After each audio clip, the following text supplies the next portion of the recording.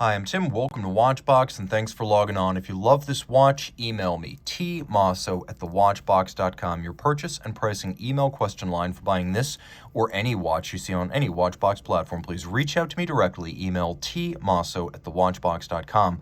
Today, we're discussing a lovely discontinued case size from De Bethune.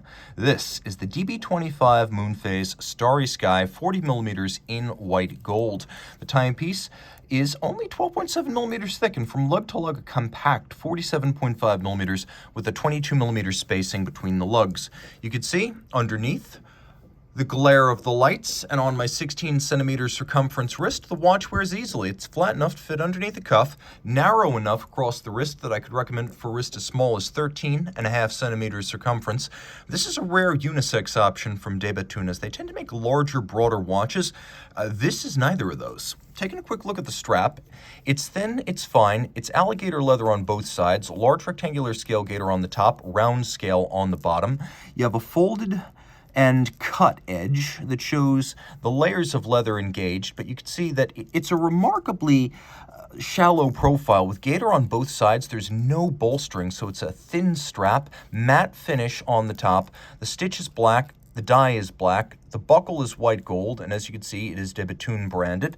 The lugs are handsome, open, evacuated. They have little ogival bullet tips on their ends. That's a long time De Bethune styling element. You can see the case has a couple of horizontal character lines formed by the junction of the bezel and the case back with the mid case. Everything's of high polish.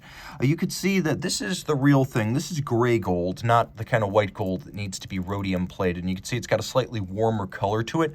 That's how you know it's not the plated variety of white gold. We have a crown with a drilled knurling on the side, and then we have a bezel that is domed and gives way to a blue dial that is entirely fired titanium. De Bethune has a process patented for firing titanium. We have little cabochons outboard in titanium that act as the hour indices, and then the little stars across the sky. With a few notable exceptions, those little stars are white gold cabochon that are inserted in the slots in the dial. Now, the larger bodies are actually brilliant cut pink sapphires. We have polished titanium hands at center, and then we have a spherical moon phase with an adjustment interval of once every 1,112 years. Now, let me see if I can engage the quick set here so you can better appreciate how that spherical moon phase works. It is 1/2 blue sapphire, 1/2 pink sapphire, and you can see there is a quick set system that allows you to revolve it rapidly, both to set it and to enjoy the effect of the changing colors. Now, the watch includes a manual wind 6-day power reserve and a proprietary movement on the reverse side. This caliber has a 6-day reserve courtesy of twin mainspring barrels, a 4 hertz beat rate, a low friction silicone escapement. The entire surface that you see has been black polished to a mirror shine with diamond paste. They actually put a cap of titanium on top of the base plate and then another cap of titanium on top of the barrel bridge. If you look closely, you can actually see the structural barrel bridge underneath the black polished cap, as the Côte de Bethune are actually visible sticking out beneath the embellished cap, so you have both of them in one place. You can also see 2 beveled edges because we have 2 bridges with mirrored on glass stacked atop each other.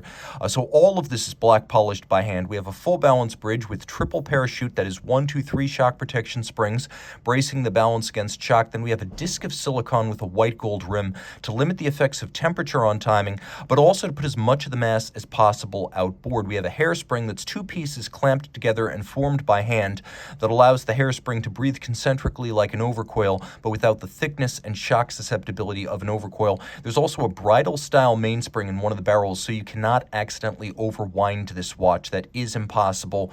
The hairspring will, or rather the mainspring I should say, will slip and release the excess tension.